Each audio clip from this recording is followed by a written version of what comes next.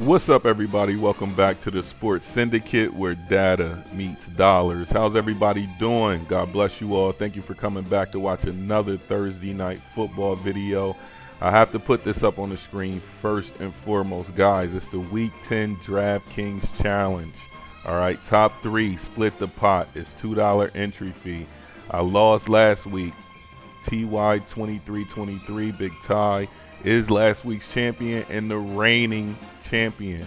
So jump in, top three win, $2 pot. So only if 10 people get in, the pot will be $20 and it'll be split amongst the top three winners. All right, the top three highest fantasy point scorers. Use the model, guys. Use the model to help influence your picks for outcomes that people are not expecting, because you have access to the model and they don't. All right, so use the model to help with your projections, but also jump in, guys. Join in. It's weekly. We also, while I got this up, take a look at it, because we are doing something that you haven't heard before. All right, here it is. I'm trying to build this up so we can do a turkey bowl in 30 days. Well, less than 30 days now. All right, so there's a countdown to the turkey bowl. All right, I'm too old to be out there running around on the field, tearing shirts off and tearing sweatpants. I'm too old for that. So what I can do is I can sit back, eat a whole lot, drink a whole lot, feast like a Viking, eat like a Viking, drink like a Viking, and sit back and watch some football and do it virtually, basically. So join up now, get your skills up, because last week was my first week even doing fantasy football ever. So it was really cool just getting that experience. But now, keep in mind, we have it going this week. We got it going until the end of the season. And also, we are building towards the turkey bowl, guys. All right, so we want to do a turkey bowl, and we want to increase the dollar amount for the turkey bowl. All right, because you're gonna be sitting around grandmom, you're gonna be sitting around auntie, you're gonna be sitting around wifey, and you're gonna be sitting there around the kids, and you're gonna fall asleep. So why not wake up and have something to wake up to other than people moving around screaming? All right, so Thanksgiving turkey bowl, guys. We're building towards a turkey bowl. That's the goal, and then we're going to keep it moving. If you haven't noticed, the NBA model is doing great. It has some great projections. With the NBA, I did influence the points, rebound, and assists. We will be altering that. I ran it for a test run. I know we're off subject. I know we're off subject, and we're talking about football, but the NBA model, I will change the points, rebound, and assists. I'm going to dial that in a little bit tighter, like all the other stat lines we dialed in. All right, guys, so keep an eye out for that. All right, let's jump into Thursday night football. Let's get it. Let's see it. We got the Baltimore Ravens versus Miami. This is tricky, guys. This is conference play. This is a good one. This is a good one. Lamar's back. All right, guys. Lamar's definitely back. Let's take a look at the stats. I don't know what the stats are. I swear to you guys, I haven't scrolled through Miami and Baltimore to see what their projections are. I just ran the model for this week, and I do have the projections for all the games coming up, but a lot of props aren't out yet, so I don't put the video out until all the props are listed, so you guys can make a decision. I don't want to put the props out beforehand, and then we lose a lot of juice. You know what I mean? Like, we get beat up. So we don't want to do that. We want to wait for the lines to come out, then we're going to post our content, and then from there we'll find our value. If you haven't noticed, the NCAA video is out for yesterday's games. We went 5-1 based on money lines, over and unders, and spreads. So 5-1 yesterday per the model on 2 games of college football on Tuesday night. Wednesday, we got another one cooking right now. We're looking good. That's my play of the day. I put it in. And we'll see. If you don't know, check the Discord. The Discord should be in the description. It has like a 7-day expiration date, so if it does expire, just reach out and I'll get you a new invite. All right, guys. We're building a community over there. Some great bettors. It's going to only advance to channels that have just sharp bets in the channel. Just nothing but sharp bets. But right now it's basically a social club. Come in, talk, no judgment passed. Whether you win or lose, whether your bet's $1 or $100, it really doesn't matter.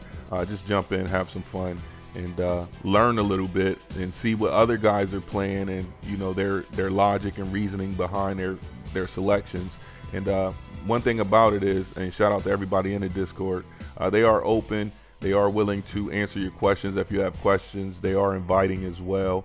So join up, man. It's absolutely free. Let's get it. We got Lamar Jackson on deck against Miami, and that Miami defense, he's projected to get 174 passing yards, 1.84 tutties.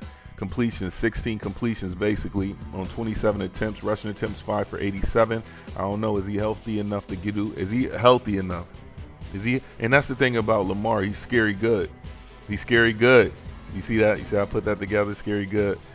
Scary good. It's Halloween season, guys. 0.62. I can see him throwing a pick due to the fact that he hasn't played live in a couple weeks. He hasn't played live ball in a couple weeks. Even though, you know, I'm sure they practice team and defense. First team and second team is really good. But, you know, he hasn't played against some different color uniforms in a while. So I can see Lamar throwing a pick, which is rare. But a good stat line would be how many interceptions has Lamar thrown coming back after injury, and then you can marry up that with the interception total there. Jumping to running backs for the Ravens.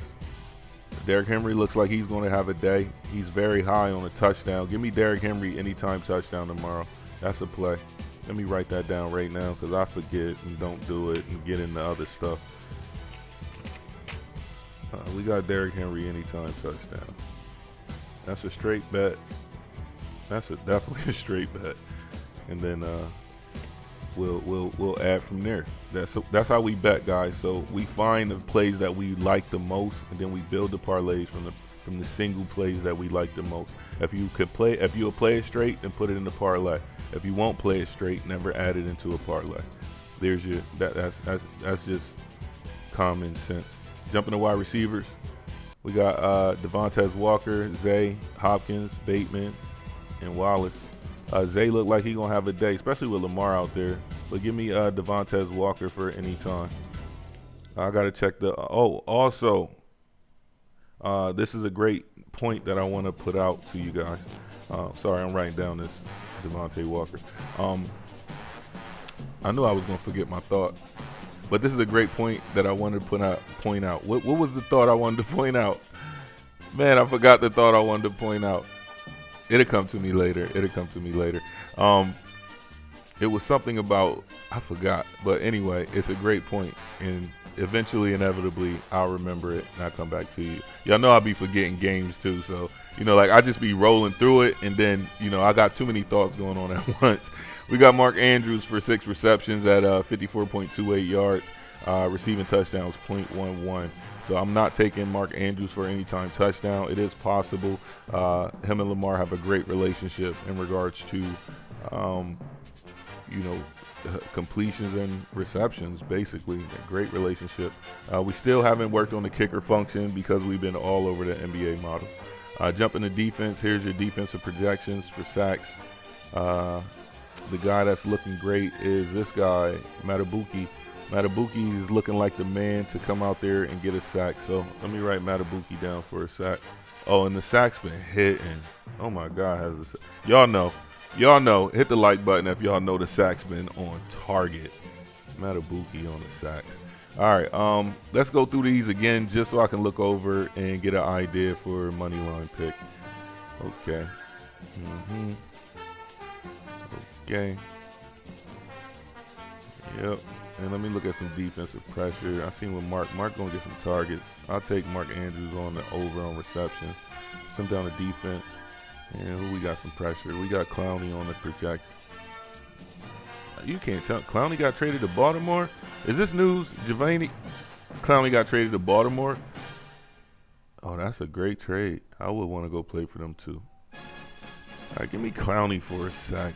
He might, even if he get a half a sack, I'm good.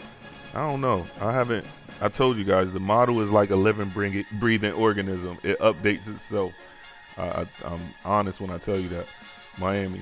And that Rice dude you was talking about, he's in there. I saw him. He got in there this week. I did scroll through and check it out. I was like, Rice. He was right. I didn't code him in. I told you. Once they hit that threshold of performance, they have to hit a performance threshold. Once they hit that performance threshold, they'll be included in the model. That goes for NBA, NHL, all these models, all right? When they get performance, they gotta hit a certain performance threshold. I coded it in. When I become like the mad scientist. I just go and I just code, and then I forget my code, and then I need to go back and read through the code to figure out, okay, what did I do here and what did I do here? Okay, that makes sense. Okay, and it's just like, I just create. It's like a painter that just has a whole bunch of paint and then just lets their imagination create on the canvas. Their imagination is just projected on the canvas like a projector. It just goes. It just goes. So I just sit there and I just code. And then I forget what I put in the code. And then I gotta fix it. So that's that. All right, let's go to quarterbacks. We got Tua. Tua had a great game last week. One thing about Tua is Tua respond. It seems to me. All right, let's talk about Miami for a second. It seems to me that Tua is better after being scrutinized. Like most people, like if I see a negative comment, I do better. Like I'm like, all right, I'll show you kind of deal. And I think the same thing happened with Tua. He came out, he threw like that 3 interception week, and I know it probably sat on him for a while. You know, think about it. You know, if you had 3 big mistakes at work, how that's going to bother you and be on your mind. You know, the next time you go to work. And Tua came back in and he performed exceptionally well. That offense is just so explosive. I can't fault anybody for going against not taking Miami. Like I'm not taking Miami this week. So understanding that and already looking at Tua's expected output just on passing touchdowns and yards, I'm leaning Miami just off their offenses. To me, now the stats might not say it. I don't know. I haven't seen it. But to me, Miami's offense is more explosive than I know. In the last 2-3 weeks, let me say it this way. In the last 2-3 weeks, Miami's offense has just looking so much more explosive than a lot of premier offenses that you would expect to be as explosive. Miami is definitely doing their thing. All right, scrolling down, we got Tua on 2.5 tutties, completions, attempts, rushing attempts. You know he's not leaving the pocket, and a high percentage chance of him throwing a pick, especially against that Baltimore defense. I can see that. Who's at home? Miami's at home. Baltimore's on the road. Let's keep that in thought. We got Acne. Look like he's going to get limited, so I'm already seeing Baltimore's defense is pretty stout against the run. But Acne is high on the receiving touchdowns. Give me Acne for anytime touchdown. Anytime for Acne. I'm telling you all the plays right now that I'm taking, but you might see something based on your research that stands out a little bit more than what I'm looking at. Let's jump to wide receivers. We got Jalen Waddle, who had a great catch and run last week. Great catch and run. He had some serious yak. We got Jalen Waddle expected to get a tutty, and Malik Washington. I don't remember seeing Malik Washington. I don't even remember seeing this wide receiver list for Miami, but this is what the model is producing.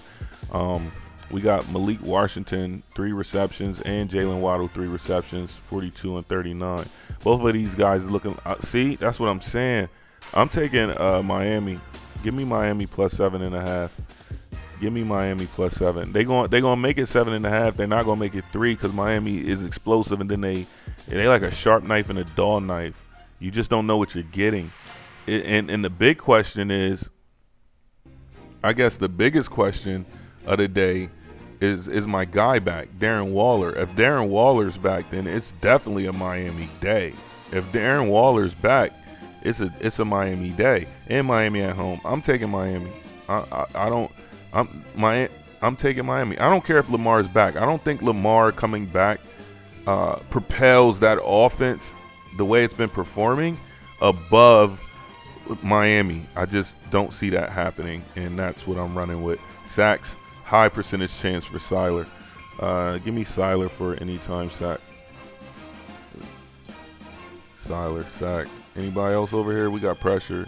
We got Agba. Agba is a dog. Give me Agba 2 for anytime sack. Then I'll make my decision based on those plays right there. All right, guys. Based on the review, I'm taking Miami. All right, Miami. I know they're giving Miami the points because they know Lamar's back, so Miami is expected to win. But the caveat is the Ravens are on the road and they flying down to Miami. They probably there tonight, and you in Miami, and you a millionaire in Miami, and you ain't been there all year, and it's getting cold in Baltimore, and now you in the heat in Miami. Give me Miami plus the points. I hope all the women down in Miami just have a great time this evening because I'm taking Miami with the points. Hey, guys, please like, comment, and subscribe. It's the Sports Syndicate. We out.